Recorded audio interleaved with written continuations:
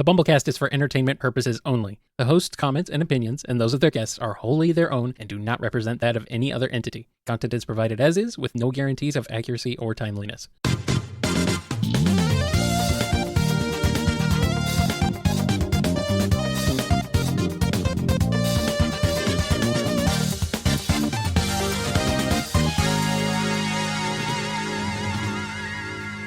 Welcome to the BumbleKast. I'm your host, Ian Flynn, the Bumble King, and joining me as always is my Bumble co-host, Kyle, JCRB Kraus. Hello. It's time once again for the BumbleKast. We're still here, despite everything. You thought you could stop us? We'll never stop. Why? I don't know. Because we don't know how. At least I don't. I don't know. I'm having fun. I don't know about you. I mean, I'm having a great time, but well, good. I mean, people thought we wouldn't be here. But we are. But we are. So we gotta be here. We gotta get through all these questions that come from our patrons over at patreon.com/BumbleKast, Ko-fi.com/BumbleKast, and our YouTube members. Yep. All right. Allison S. is going to start us off. She starts off with a quote from me of something I said a little while ago. You didn't come here to hear me read Wikipedia, unquote. And then Allison says, actually, Ian and Kyle, I read the introductory paragraph to the curling article aloud to my mom once, and it was hilarious. Ian, please read that paragraph aloud in the character voice of your choice. Okay. I'm opening the article on curling. I'm wondering if it has changed since she perhaps she read it. It feels a little dry to me, but you know what would spice it up a little bit? Okay, tell me. If we dusted off an old voice we haven't used in a while. All right. Doctor, could you help us out with this one? It would be my pleasure. Yeah. It's him. This article is about the sport. Other uses see curling disambiguous. Not to be confused with hurling. Okay, that's funny. Hurling is a sport in which players guide stones on a sheet of ice towards a target area that is segmented into 4 concentric circles. It's related to bowls, and shuffleboard. 2 teams, each with 4 players, take turns sliding heavy, polished granite stones, also called rocks, across the ice curling sheet towards the house, a circular target marked on the ice. Each team has 8 stones, with each player throwing 2, not 3, that's right out. The goal is to accumulate the highest score in the game. Points are scored for the stones resting closest to the center of the house at the conclusion of each end, which is completed when both teams have thrown all of their stones once, not twice, and 3 is, as we have established, quite out. The game usually consists of 8 or 10 ends. Hurling is what it's called when your former boss throws an underling across the room, right? Precisely. I don't recommend it. Thank you, Doctor. I missed you. Hope you've been having fun on If anyone needs me, I'll be under this rock over here. Hope you've been having fun on your adventures. Trust me, Kyle, they're to die for. Andrew D has a question. Given Dr. Light's Elmer Fudd-like voice in Mega Man 8, how would you pitch a Looney Tunes-esque Mega Man short starring Dr. Light in an Elmer Fudd-like role, where he is being tricked into thinking it is either robot season or doc season? I mean, you have to throw all logic out the window to have a lot of fun with this, but he's, panicking because it's the latest disaster. Mega Man, it's robot season. You have to go fight all the robot masters. Mega Man, I was mistaken. You actually have to defeat Dr. Wily. Don't I do that by shooting the robot? No, you have to go after the doctor directly. Okay. Mega Man, you have to reverse course. It's really robot season. Are you having a stroke, Doctor? Mega Man, it's doc season. Yeah, it is. Be right back. What? Oh, no. Oh, no. Oh, no. Yes. Oh, boy. Buttered Noodles asks, what are some ideas for a death battle styled matchups for the Fortune's Lap crew? Oh, let's do Agent 47 from the Hitman series against Foreign. Okay, you're doing third parties against the Fortune's Lab crew. Got it. Okay. Yeah, I'm not pitting the crew. The crew fights each other all the time. I was gonna say, like, what's the difference?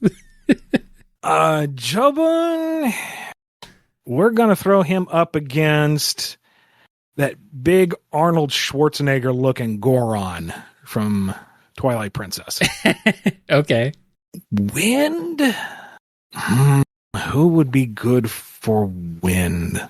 Something that's like nice street level melee, but can also like punch through solid concrete. Oh, that's hard. I don't know. Jessica Jones? Maybe. That could be fun. That could certainly be fun. Yeah.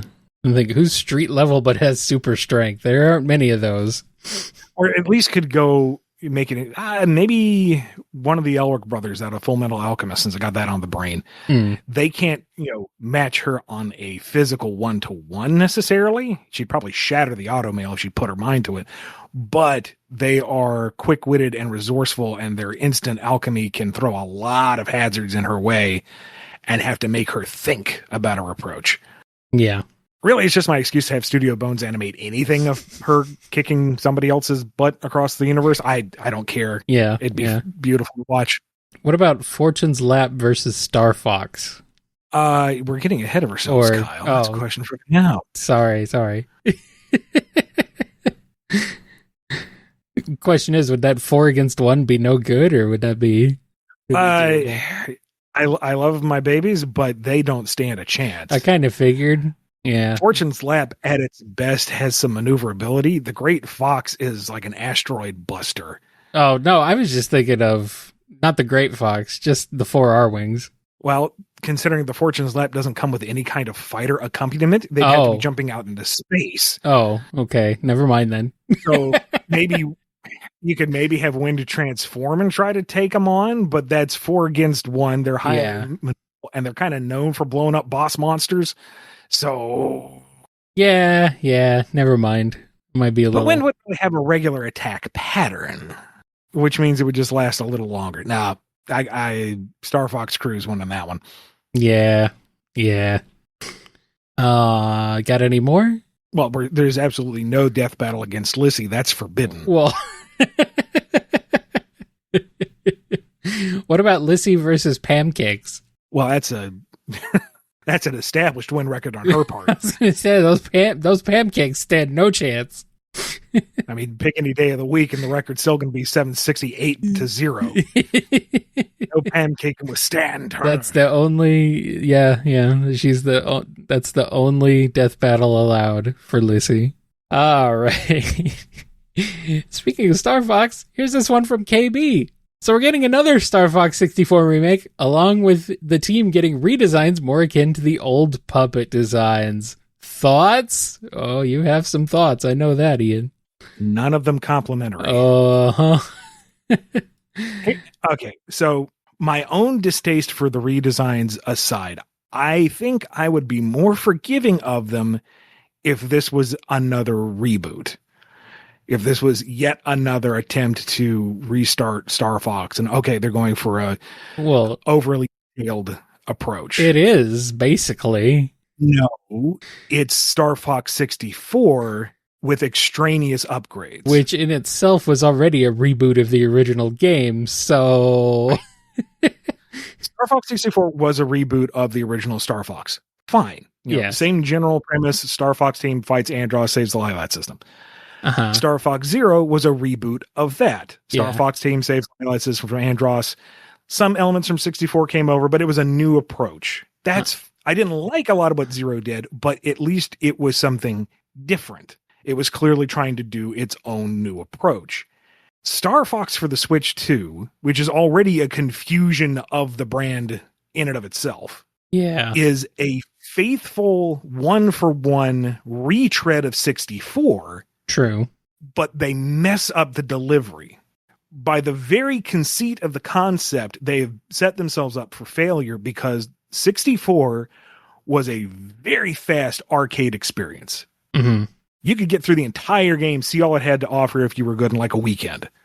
And because of that repetitiveness, those lines of dialogue, those interactions, those plot beats get burned into your memory by sheer repetition alone. The Switch 2 version attempts to embellish that and misses the point of the source material in everything that they have shown off in that direct.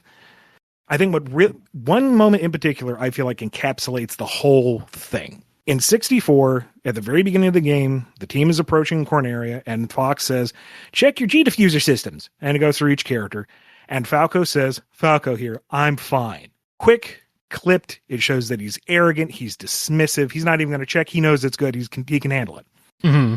In the scene shown in the direct, you go into the cockpit, he's looking around at the systems like he dropped his vape or something. Goes, I think it's fine. Anyway, let's just get going. That's not the same characterization. No. That's an idiot who doesn't know his own machine, and he's supposed to be the ace pilot? Well, you have messed up everything immediately out of the gate. Never mind the designs, never mind the over-detailed on everything. Most of this, all the little panels on the R-Wing, all the extra fur textures and whatnot, it's all high fidelity for the sake of look at what we can render. There's no actual logic to it. And the execution of the material is wrong. Mm. You know, the opening scroll, Pig Mode betrayed the team and Peppy got away. Handle that in a sentence. Yeah, it's neat to see it in a lovingly rendered cutscene, but Pigma's not wearing the Star Fox uniform. He hasn't betrayed the team yet. The interior of his R-Wing has the Wolfen evil purple scheme. He hasn't betrayed the team yet. You're showing him off as a villain from the very beginning. You're mixing up what the character is. What the moment is, it's thoughtless. And it drives me bananas. And I would not be opposed to the more realistic designs if they were more like the old puppets. Yeah, the old puppets. They're not. No. The old puppets had personality. Yeah, these look weird. I don't look stoned. I don't like most of them really. He's hunched over. He's glazed eyed. He doesn't look like the Fox McCloud who says, "Sorry to jet, but I'm in a hurry." It's not the same Fox. It looks like taxidermy. It looks very off-putting. I'm not a fan. I'm sorry. The interior of the Great Fox looks like something out of Mass Effect. It's sterile. It's boring. It's dark. You know, they have this big control room for General Pepper. Talk to everybody. Great. Love the detail. He's the head of the Cornerian army. Where's the support staff? You have this big empty sci-fi room for the sake of saying, look how high-tech it is. It doesn't mean anything. Mm-hmm. It's detail for the sake of saying, look at what we can render. It's thoughtless. And that's what drives me nuts. If this was a new Star Fox, you know, we still haven't learned our lesson. We're starting over. Here's our photorealistic version. Fine. I can hand wave a lot of the thoughtlessness with just, okay, it's a new approach and they're not putting a lot of effort into the long-term planning. But this is 64. Yeah. This has been ingrained in our memories. And I know I'm incredibly biased here, but that bias is born from the fact that I think we all can agree that that was the good Star Fox game.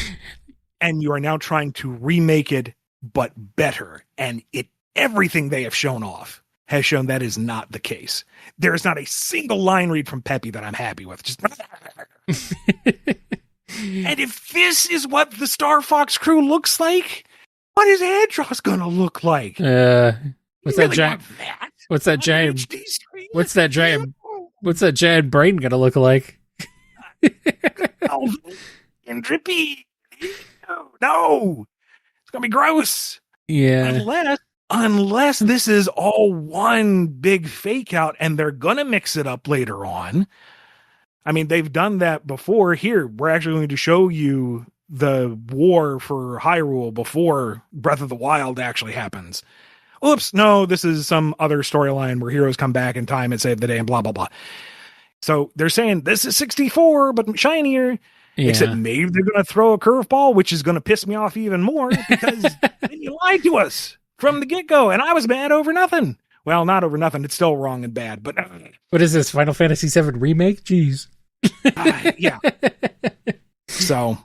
I don't know. I don't know. My favorite Star Fox is still the first one, but I'm a weirdo. Like, this will be somebody's first Star Fox game. Oh, yeah.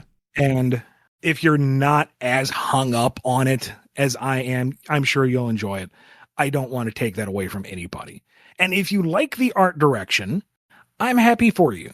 I personally, as a huge 64 fan, as someone who has dreamed of picking up the torch of that particular chronology, I find it incredibly off-putting, and I will not be partaking.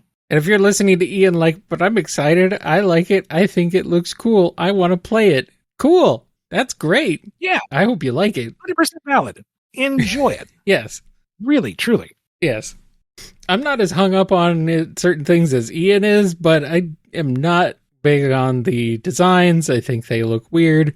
They don't look right. Like Fox has this really, he looks like a jerk. not like the endearing kind of jerk, just kind of like a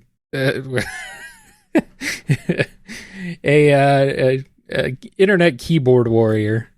He looks stupid. I don't like him.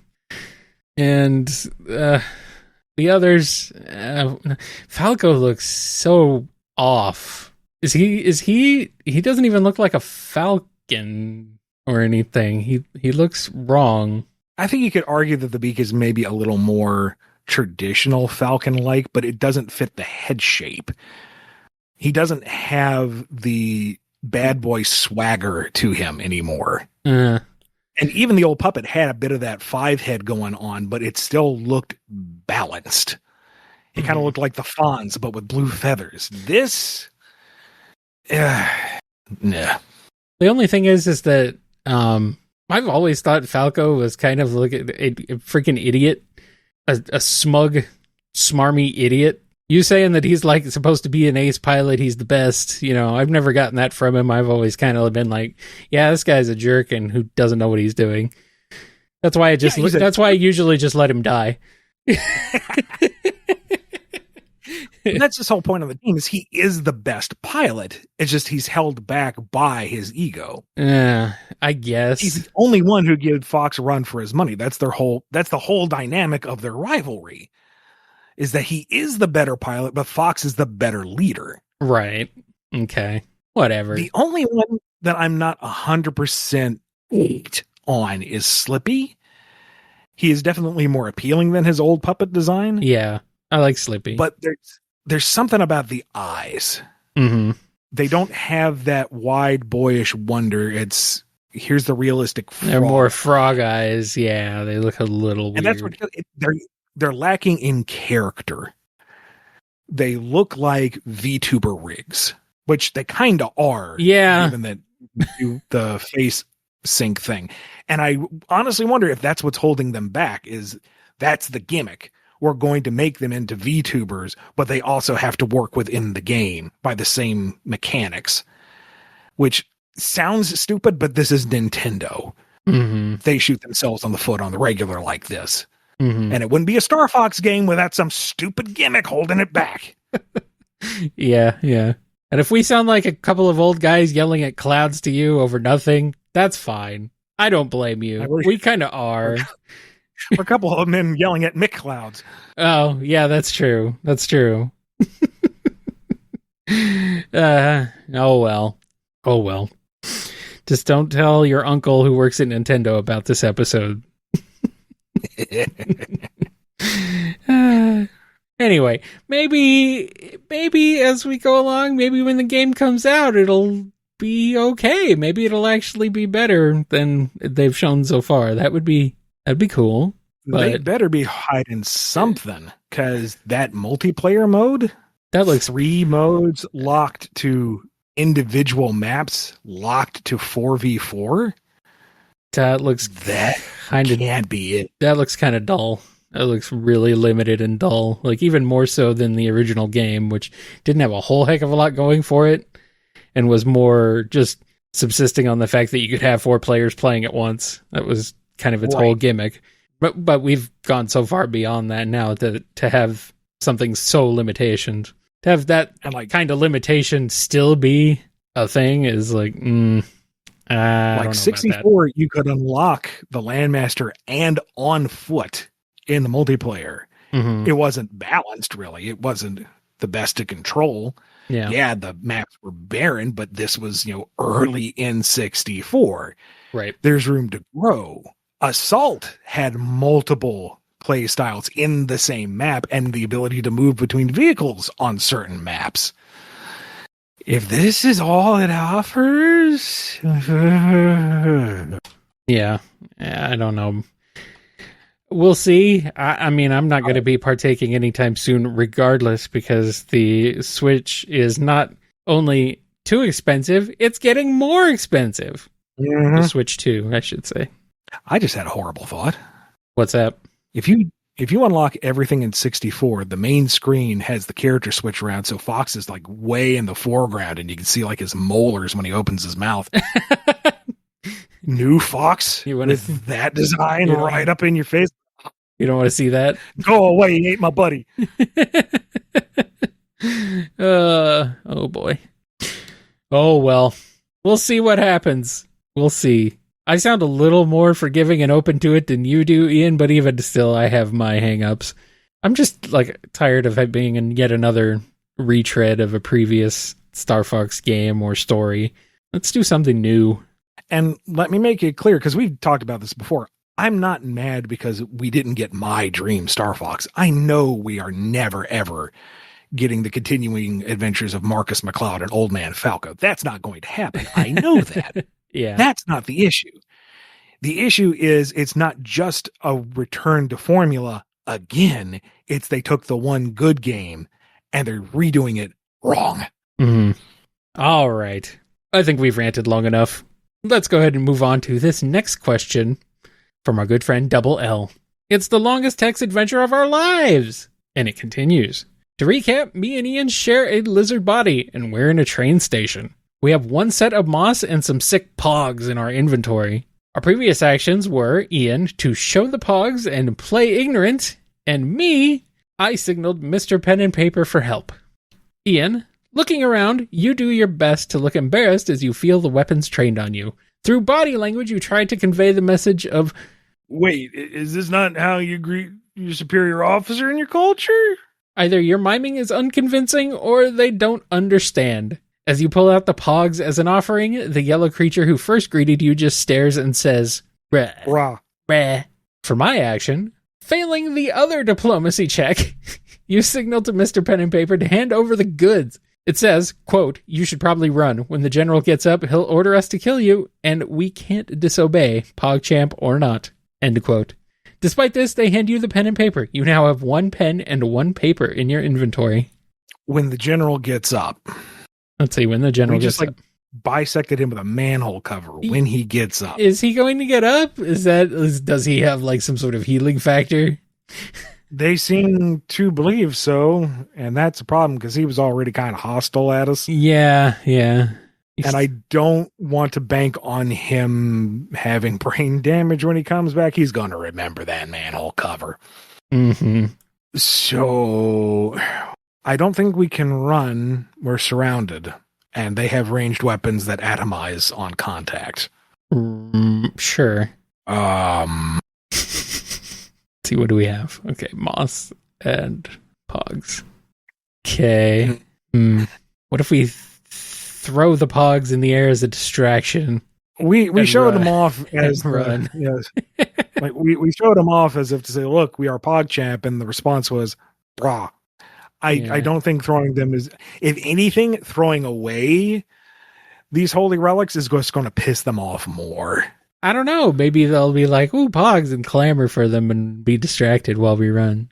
Maybe, but this is assuming there's enough pogs thrown with the proper distribution that every single soldier goes for at least one. You might be overthinking this, but at the same time. You know what? What we could do, since I have quite thoroughly painted us into a corner here, is cheat a little bit and propose 2 courses of action, and Double L can pick the one that we actually survive with. Okay. And whoever wins can gloat about it next episode. Okay. So for your action, I guess we'll lock in tossing the pogs as a decoy and running for it. Okay, yeah. I am going to play it cautious because every time I've been bold, we've like lost a limb or been put in peril. So I'm going to write on the pen and paper in the assumption that I can write anything legible and that they'll understand it, that it was one big misunderstanding. Thought you guys were going to follow me into battle against the evil doctor that's coming in to invade and attack you guys. But if you don't want our help, then fine, we surrender. And we'll just let the invading force decide which one of us is going to live in the end. I mean, yours might be more convincing if they understand that. If they think I'm lying, they're going to shoot anyway. So this might be the end of the longest X adventure of our lives. We'll see what happens. We'll see. What do you got for us next, Double L? Is this Who do you think's who's gonna save our tail? Comment below. Take your vote now. Make your bets. Maybe it's weird modern Fox McCloud will show up. Oh God, shoot me now. Never mind. Oh well. Here's one from Dove. Which two of these franchises would you like to see crossover? Star Fox, Bucky O'Hare, Star Wars, Outlaw Star, Macross / Robotech, and Star Trek. A follow-up question. And with Dragoon? Well, I think Star Fox and Bucky O'Hare go together like peanut butter and jelly. I mean, they're basically the same thing. Yeah, you can connect those easy enough. Yes. Star Wars and Outlaw Star, I think, could also work pretty well together if you fudge things a little bit. There's certainly that dystopian future vibe between the two. I could see it working. Not as familiar with Macross or Robotech, so hard to say. Yeah, I don't know about that one. And Star Trek, well, they boldly go where no one's gone before. You can have all sorts of interdimensional nonsense, and that's part of the fun, is seeing whichever crew you have deal with this new cast and rules to the universe. That's fine. You can do that. With Dragoon, toss up between Star Fox and Star Trek. Fox, because I feel like it just teeters on the line of science fantasy enough that you could hand wave an excuse for a crossover, and the crew's got a big enough group of attitudes that they can get along with the Fortune's Lap crew, and you could have fun adventures. That'd be neat. That could be fine. Okay. And the Star Trek, pick your crew, wormhole, Q does something naughty, whatever, wind up in, swap the two. Why not? I mean, to be perfectly honest, the ether that contains all the realms was inspired by fluidic space as presented in Star Trek Voyager. Okay. So there's a little bit of Star Trek DNA in Dragoon to begin with. I don't know if I'd want Janeway's crew on there, but but it could work. Well, might be fine. Yeah, I mean, whatever. Yeah, it's fine. That being said, Neelix and Lissy would be wholesome together, not gonna lie. Oh, yeah, you're right. Yeah.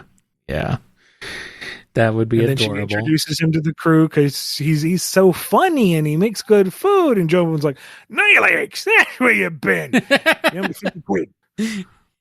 Jobun always knows a guy. He always knows a guy. Question from Hero Squad. Who do you want in a potential DC versus Sega? Like a Marvel versus Capcom type of thing? Sure, yeah. I think that's what it means. Yeah, that's what Hero Squad means. Well, obviously you got to have the Trinity for DC. That's a given. Yeah, I guess so. And on Sega side, you need their tent poles like Sonic and somebody from the Yakuza series. And what's their other big title right now? I don't know this. The Football Manager from Football Manager. Well, they did that once already. Hatsune Miku, there you go. Yeah, all right. Although, if you do put Football Manager in there, you have to have Sportsmaster on DC side. Yeah. Just for the bouncy scales. Yes, you do. And at least one really, really deep cut. I mean, deeper than Alex Kidd. Like Hornet from Daytona, USA. Yeah. Segata Senshiro, yes. Yes, absolutely. You gotta have Mr. Mixospitalik. Yeah, okay. To balance that out, you have Seaman. Seaman, okay, yeah. His intro into the stage as he flops into as the fish and then instantly evolves into some kind of humanoid to fight. And he is 100% voiced by George Takei. I will hear no argument to the contrary. Well, I guess since his original voice actor is dead, he kind of has to be George Takei. Let's see. Red from Angry Birds. Sure, this is where we're getting at Sega now. I don't know. I would almost say use the Angry Bird. I know it's not typical of the arcade fighter, but have the Angry Birds as like a throwable. Okay, have them as more like items. I don't know. Maybe this is more a Smash Brothers thing at this point in a platform fighter. I wouldn't want to go full Smash Brothers necessarily, but just to mix it up a little bit from your Marvel versus Capcom. If there's a couple of like stage hazards, you can interact. Kind of like the Injustice series. You know, you had some stage hazards. Okay, yeah. In the background, so something kind of like that. Mm-hmm. You know, an Angry Bird falls onto the stage and you throw it, and depending on what color and shape it is, it has a different trajectory and effect. You know, something simple, nothing too complex. Mm-hmm. Do some other DC reps. The Centurion out of oh my god, I'm blanking on the name. Rise from your grave, turns into the animals, beats up Greek gods and stuff. Altered Beast. Thank you. Good night. Okay. I was thinking DC you were talking about, but no, it was a Sega. Okay. Somebody from Streets of Rage. Yeah. A taxi from Crazy Taxi. Billy Hatcher. Somebody from Golden Axe. And DC, I mean, you're spoiled for choice. Tyrus Flare. But yeah, DC is like, okay, who do you not put in more like? I want Question in there just because I like his design. It's fun. Skies of Arcadia, anything? Skies of Arcadia? That's my go-to answer on everything. I know. But yeah. Yes, obviously.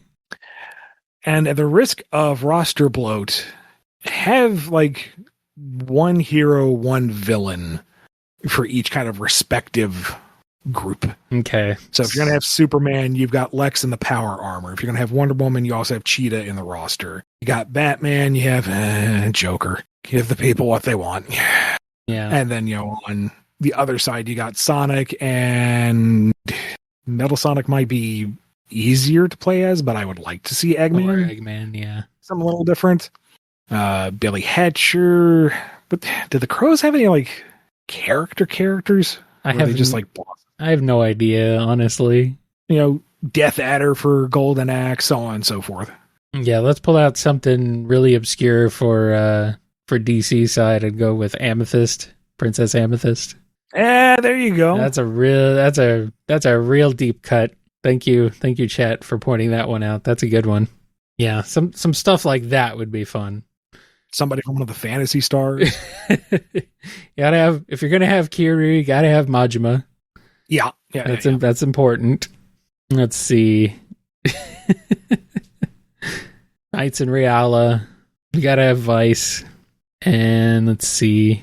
Yeah, I think that's pretty good. That's a big roster. Yeah, that's enough. That's enough. Maybe Choo Choo Rockets are stage hazards. Sort of like Angry Birds are. Something like that. That'd be fun. I would throw them onto an opponent and the Neko comes in and starts chomping on them. Yep. All of a sudden you have to start playing Puyo Puyo in the middle of a match. This really is turning into a platform fighter. Well, before we go too crazy with this, we have a question for you, Kyle. All right. This one comes from Quishpin. For Kyle, how familiar are you with Cyberpunk 2077? Do you know anything about the Phantom Liberty DLC? Have you heard of the 2077 novel? No coincidence? I have not, and I don't know nearly as much as I would like to. I was more familiar with Cyberpunk in its tabletop form before it became a video game, and the video game superseded everything that the franchise is known for. Well, I guess now it also has a TV show that is supposedly pretty good. Haven't watched it yet either. So, haven't played the game, I didn't want to play it initially because it looked terrible and things were not going well when it first came out. But honestly, now they've really turned it around. I know that the Phantom Liberty DLC is really solid, and that they've managed to patch the game into a playable state, and it looks pretty good. So I would like to try it, but I have not had the chance to yet. So I'll get there eventually. What about you, Ian? You know anything about Cyberpunk? Keanu Reeves is in it. Yeah, that's pretty much the big thing. And for a while, the people were saying that the anime tie-in was the best thing about it. So I know nothing. I think the anime tie-in is still considered the best thing about it, but the game itself has improved. So I would like to give it a shot. I've seen bits and pieces of it here and there. It's definitely up my alley. It's just a matter of the time and the money and the motivation to play it. I'll get there. Oh no, you have an excuse to do more BumbleKast gaming. The pain. We haven't done that in so long. Maybe something to do. Anyway, let's go ahead and take a quick break, and then we'll come back with more on the BumbleKast.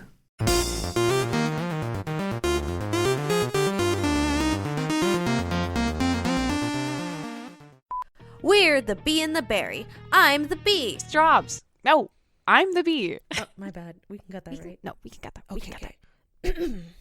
We're the bee and the berry. I'm the bee. And I'm Strawberry. And The Bee and the Berry is an irregularly scheduled podcast where we talk all things Sonic, writing fan fiction, and fan creation. We snoop around at fan events, review the latest and hottest Sonic content, and host interviews with our fellow Sonic fan creators. You know, just girly things. And hey, if you want, you can totally send us any discussion topics or questions you'd like us to talk about, and we might answer them. Or we might not. But hey, you never know. You can find us on Twitter, Blue Sky, Tumblr, and YouTube at The Bee the Berry. Okay, we're running out of time here. Gotta grow fast. Ciao! We're back, and we got a question from Noni. So, new Star Fox. And I got the question that's on the air. We can't escape it, Ian. It's almost like all these questions came in after these. after the direct. And after what's with this franchise? I can't shake him. Yeah, and after the Mario 2 movie. How do you think the new designs put their shoes on? Because their knees are way further than their feet. Do you think it's like the shoes from Back to the Future? Or is it how like a farrier would work? Or a farrier? I don't know how to pronounce that. Good question. I don't think they wear shoes. I think they walk around on their little paw pads. They don't have boots? They had boots. I don't think so. They used to. They because they have shoes. The renders of them have shoes. Okay, but it's kind of hard to see since they're so disproportionately small for the design. Let's see. I'm going to pull it up here. Let me see if I can find something. Like, practically speaking, sure, it makes enough sense that they would step into something and they would just kind of click and fuse on and you go about your day. But none of the legs look like they are right for the body type. It doesn't look like they walk naturally. Yeah. It looks like, hey, we're going to make them more animalistic. Here they are with animal-like legs. Well, how does that work with their actual bodies?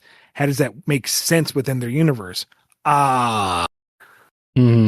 Okay, here. Fox already being a hunchback is bad enough, but have him kind of stumbling along on the little tippy taps makes it worse. Did you see him?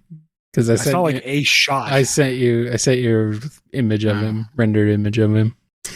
He looks real goofy. Yeah. They made him look more actually. They gave him Fox proportions, but he's upright. This is why I say it's thoughtless, because everything from the waist up is your traditional anthro design, which is fine. That's what the series has done, because they aren't animals. They're people that are animal-like in appearance. The bottom half is animalistic, and it's not proportional to the rest of the body. Yeah. It's stupid. It's thoughtless. It's lazy. It's bad. We need to move on because we already spent like 15 minutes the last time. Here, I sent you another one that shows more of them. I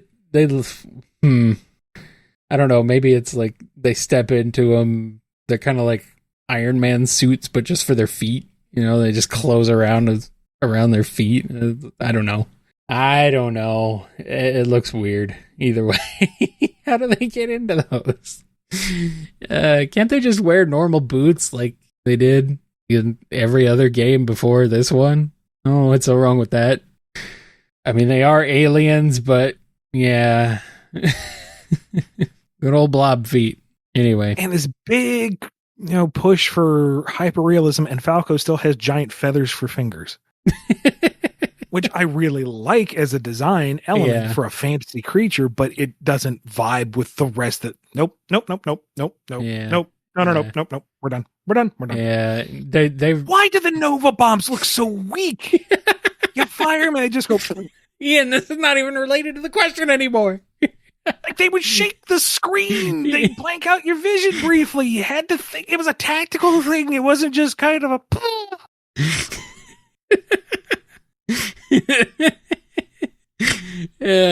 honestly, I think the game would have been better if they used the Star Fox plushes, the new plushies. They used those for the character designs instead of what we got. They had new puppets for a direct years ago that would have looked better. I'm talking about these little guys here. Have you seen these? I don't know if you've seen these yet. I'll show them to you. There you go. Take that. They look great. I love these. Yeah.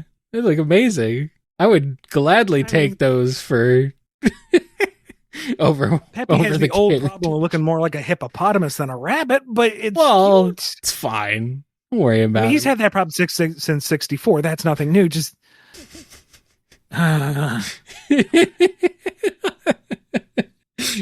am preemptively mad at how they're going to butcher Star Wolf's entrance on Ficina.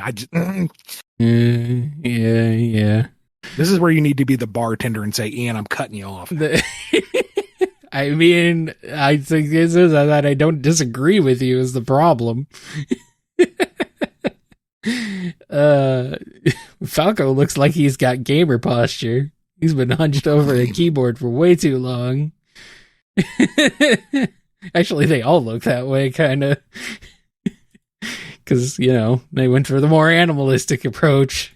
Yeah, well. Animals aren't hunched back. I know, but when they're up on two legs, you kind of get they get weird. Nope. They get weird. Nope. Anyway, we're done. Nope. We're done with that for now. Does anyone? No, there is more Star Fox in this episode. Crap, we can't get away from it. Anyway, let's move on for now. We got this one from Nicole. In Cantadil's tomb of Crimson Skulls, you shake up a vial of slumber poison and throw it between two guards, hoping to make them drowsy. You rolled a 6 on your D12 sneak die, the least humorous number. One guard yawns, the other instantly sees you, and swings with an axe. You are grievously wounded. You stay and fight, run in fear, or take a third option. Well, I don't remember what I have in my inventory, but I don't think anything's going to really help with the grievous axe wound. Well, I mean, let's look it up here. I can look it up, but anyway, if you want to keep going in the meantime. Well, I'm pretty sure I've painted myself into a corner again. So, did we manage to get the crystal skull? I can't remember. It's been a bit. I can't remember either. Let me check. If only there was a Q&A master list where I could go and easily search every question that's been asked on the BumbleKast for years. That's what I'm looking up right now. So with convenient links and timestamps to the exact episodes and questions. Gosh, I should go to BumbleKast.com right now and look for the Q&A master list. Yes, indeed. All right, so you got a flag after sliding down the flagpole, and you get and the two guards of the Ruby Skull don't hear you. Let's see, did you get it? And let's see, you have a set of lockpicks, a spool of extra strength tripwire, and a vial of slumber poison. Well, you also chose an heirloom dagger to which poison could be applied. You previously stated that this dagger was for revenge. Knocking out one troll this way would be trivial, both would be tricky. Do you stick to this plan or go to plan B? And that was the last question from Nicole about this. I'm not getting out of this. So we have not gotten the skull yet. That's what you're actively trying to do now, is get the skull. I'm actively trying not to die. I have a grievous axe wound. Nope, I'm taking the coward's way out. I'm taking that ceremonial dagger, revenge be damned, and taking myself out before the orcs controls whatever can get to me. Okay. I can't run. I can't close the wound. I do remember we're at the bottom of a pit that's still pretty heavily guarded. If I can scuttle away from the one guy, I'm going to bleed out before I get halfway to the next dude. Nope, it's game over, but I'm going out on my terms. Okay. Nicole, you try and figure that one out. See if you can spin that into something. Or if it's actually game over. Yeah, it's fine, Nicole. You can reload the save. All right, Wait, mate. We did save, right? We did save, right? Oh, crap. Oh, man. It's been way too long. Saved hours ago. Ah, crap. Anyway, Major Bunny has a question. The Pokemon Company approaches you to create the lore and design for a legendary or mythical Pokemon to be featured in the games and adapted for the anime. What's this Pokemon like? Ooh, neat. What is my motivation? Seriously, though, what would be thematic for this legendary? Like, in the original Red, Blue, Green, most of the game is about exploring this world and getting to know the natural Pokemon and, you know, what is this world like? What is its rules? What is it like to be in a Pokemon world? And then you have Mewtwo, who is a creation of mad science. He is not natural. He is just driven by anger and violence because he was created for the sole purpose of being a fightmon in a world where it's more about cooperation and understanding your partner. So he is a thematic antithesis to what your journey has taught you up to this point. Not quite sure what the themes are between Ho-Oh and Lugia. Maybe I'm just talking out of my butt here, but I mean, X and Y had themes of life and death, and you had, what were they called? Zertle and Yaital or whatever. It's been a while. You know, sun and moon. You had a sun lion and a moon bat. What is the theme to this? So what is the theme of this new Pokemon game? What would the legendary be in the context of that? With Ruby and Sapphire and Emerald, you had the teams that were eco-terrorists bent on land, sea, and then the balance from the heavens that is Rayquaza. And they were based off of Leviathan and Behemoth. What was the third one? Was it just Quetzalcoatl? But there was a greater mythology behind it. So that's what I'm getting at. Is I wouldn't want to just throw out some random idea. What is the point to this particular Pokemon title? And what would that legendary bring to it? Even if it's just like some deep lore that you're only going to learn off the wiki.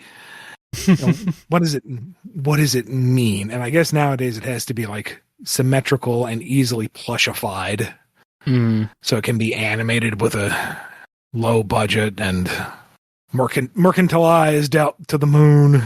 Let's see. Well, we have a couple possibilities here. We can build on the Pokemon version that was proposed to me last episode, about one inspired by the desert Southwest of America. Okay. Otherwise, you could go with your cats as legendaries, or the Bumble King, as in, you know, the actual little little critter. Yeah, your little Bumble King, the actual crocodile bee guy. Nah. But let's go with yours. Your Arizona. It's a desert Southwest inspired Pokemon. All right, what do you got? Maybe something inspired by native tradition, although you'd have to walk a fine line for something that's inspired by and not just. You can certainly do that, though. Yeah. Yeah. I don't know enough off the top of my head to be able to say something to go into more detail on that necessarily, but I think something like that would be pretty cool. Like, what is like the three major biomes in that area? Obviously, the desert. The desert is a big one. We have the mountains you mentioned. A lot of mountain forests. Mountain forest is a big one. And then I guess snow in the high country in the winter at least. All right, so you're going to have your primary trio legendaries, grass rock type for the forested mountain, fire ground type for the desert representative, rock ice type for the snowy region. Okay, and then there's a fourth legendary in kind of opposition to them that is steel electric, we'll say, to represent the urbanization of the area. Okay, yeah, all right. And the basic storyline is that the three are the natural guardians of the region, and then this fourth one is kind of arisen thanks to the presence of humanity, and they are at odds, and the player character finds a way to bring harmony, where all four are treated with equal respect and to their domains and their authority and whatnot. Wow. It's like real life, except that's not what happens. And the one dominates the other three. But don't think about that too hard. Wait, this is Pokemon. Exactly. It's an optimistic franchise. It's a nice child's franchise for children. We can't get too dark. It goes super dark, but well, I mean, it gets dark, but we can't get that dark. We can't get too real. We can't get too real. We can get dark. We can't get real. I guess. Yeah. I like that. That's pretty cool. That's a better idea than what I had, which was nothing.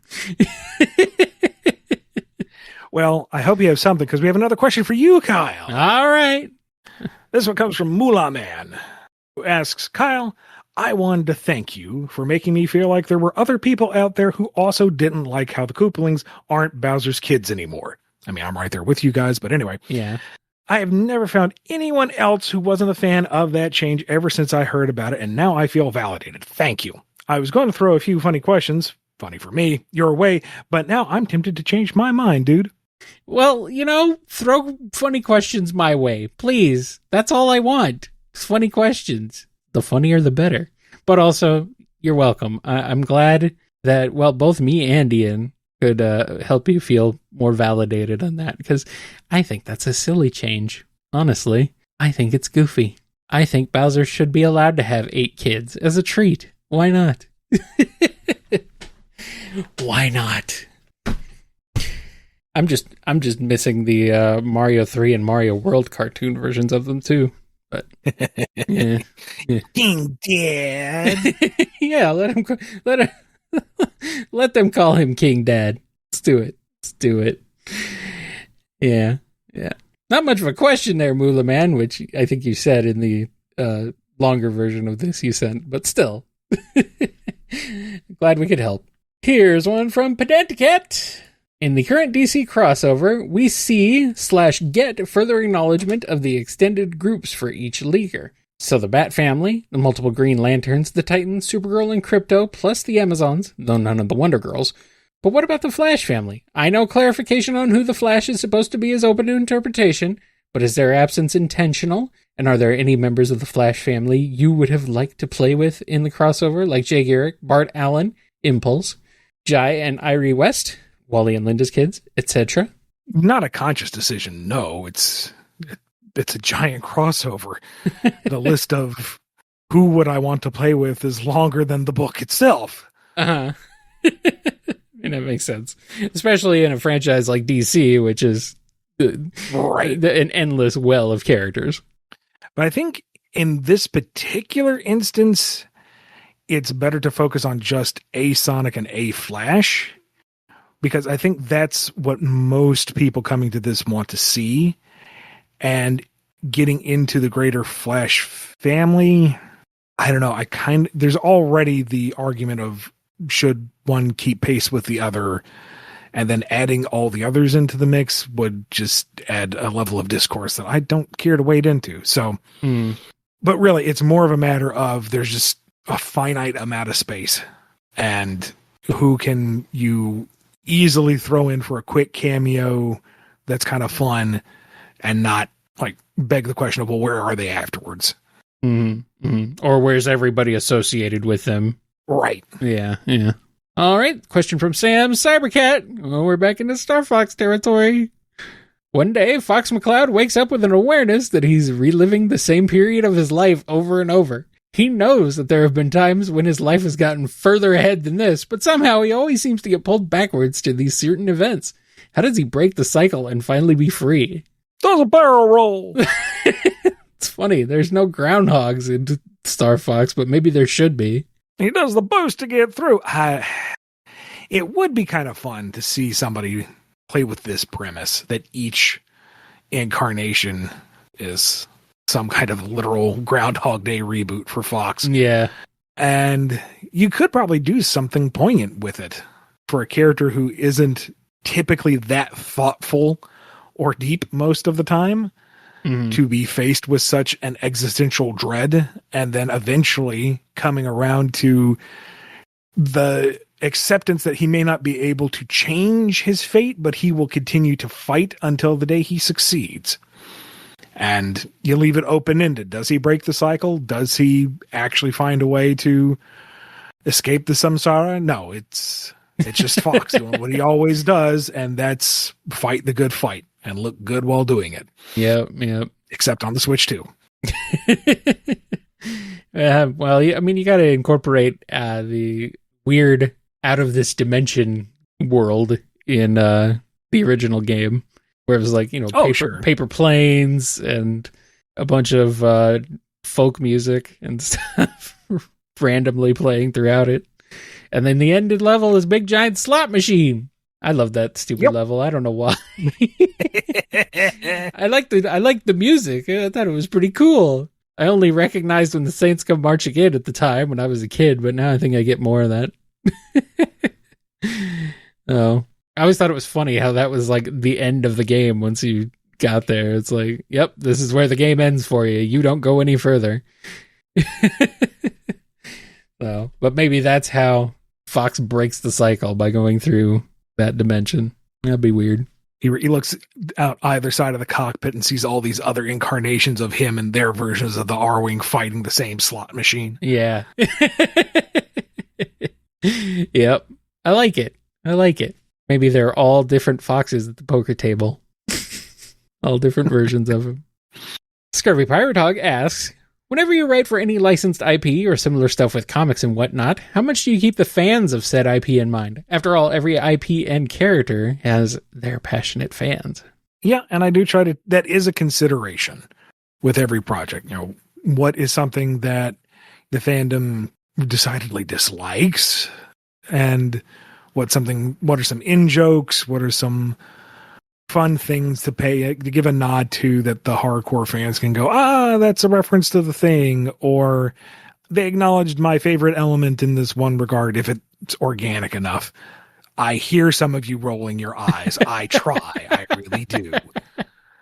I succeed sometimes. I don't others. I acknowledge this. Yeah. Or maybe it could be things that the fans like that you could incorporate and explore on a deeper level, not just make a silly gag over. Sure. Kind of like the DC crossover. It's like, what can I incorporate that would be fun that you can go, oh, wouldn't that be neat if we did more of it? Or, they acknowledge so-and-so or whatever. But, it's not beholden to that. The story has to come first. Right. And whoever is managing the IP has to be appeased as well. And if I can do those two things, hopefully most folks reading it will enjoy it, and that will fall into place. That's a bit of either threading the needle or happening upon a happy circumstance where everyone is happy. Here's one from Soccercott. Elmerfoot is tired of hunting rabbits and ducks, so he decides it's time for mink season. How would Elmer fare trying to hunt down Minerva Mink? What would Minerva's reaction be? I think it would honestly depend on what time period in animation you're doing this. There's one period where it absolutely would be that she uses her feminine wiles to make him go hubba hubba and a bunch of old sexist tropes that we've all grown tired of. I think nowadays, though, the direction that it would go is Elmer's on the hunt and she tries to use her sexuality like she's designed to do, and it doesn't work. Like, he'll fall for bugs and drag, but she doesn't do anything for him. She's just a mink that he's going to hunt, and she has nothing to fall back on. And watching her panic and scramble as he's actively trying to shoot could be kind of fun. And she has to think, outside the box. Does she convince others to jump in the way for her? Does she try to reason with him, barter? Does she run up to the sign and strip it away saying, no, look, it's rabbit season. Don't kill anymore. Duck season. Don't kill anymore. Baseball season. Oh, we did that one. I don't know. Maybe she taps into her inner mink instincts and kills him. Yeah, maybe that's the third act twist, is that she goes, okay, if I can't outrun him and I can't outsmart him, I'll just kill him first. Oh, boy. Now it's human season. Goes running up to Bugs' burrow, knocking on the ground. Bugs, let me in. Now you return my calls. And then it turns out Minerva was Chicken Boo all along. Well, son of a gun. It was a chicken. A giant chicken all along. You're not a woman, you're a chicken boo. Here's one from just her wearing like a little chicken cone with her arms tucked under, with her hands tucked into her armpits, going bagok, bagok. Okay, so it loops back around to being her again. Yeah. So many levels deep on this. Oh well, one more. It's from Vineclad. Hypothetically, if you were in a room with an explosive device and a bystander in labor, could you defuse a bomb and deliver a baby at the same time? Well, I hope so, because I don't want to deliver the bomb and defuse the baby. I don't know. You might want to defuse the baby. They go off. When they go off, man, it can get pretty rough. They only have one wire. How hard can it be?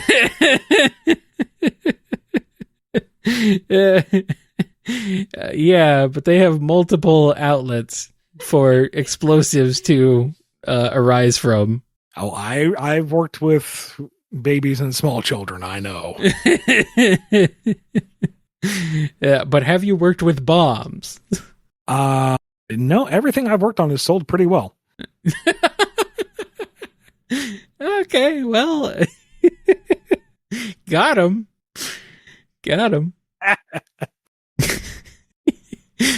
Anyway, I think that's enough. It certainly is. Thank you to everyone who supports the show with your questions and your monetary donations over at patreon.com/BumbleKast, Ko-fi.com/BumbleKast, or by being a YouTube member. Be good to yourselves, be good to each other, just say no to hyper-realistic, stunted, shouldered, dead-eyed Fox McCloud, and we will see you next time on the BumbleKast. Yeah, that's the word. He looks like a chud. Oh no, Falco is Chicken Boo. That's what's wrong. That's what's wrong with him. I'm telling you, Fox, he's a chicken. A giant chicken. Peppy, did you forget to take your meds again? It's Falco. Falco Lombardi. He's been flying with us for like a year at least. Tell him, Falco. Yeah, you see? I mean, he is a giant bird. Sylvie just starts tugging on Peppy's coat. Listen, just let this be. He's way nicer than the actual Falco. I prefer this one. Yeah. Honestly, me too. I'm with you. I'm with you, Slippy. Going bird, I'm the great Leon.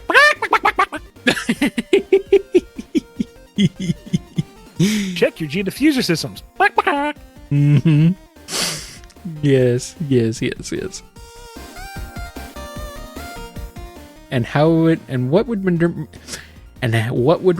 What would Minerva's reaction be? Why can't I say that word? Why can't I say Minerva? It's not that hard of a word.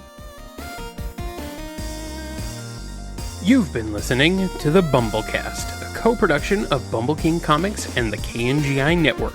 Original theme music composed by Ken Coda Snyder. Remixed intro by T-Lopes. Find out more information, along with podcast feeder links, MP3 downloads, and more at bumbleking.com and kngi.org.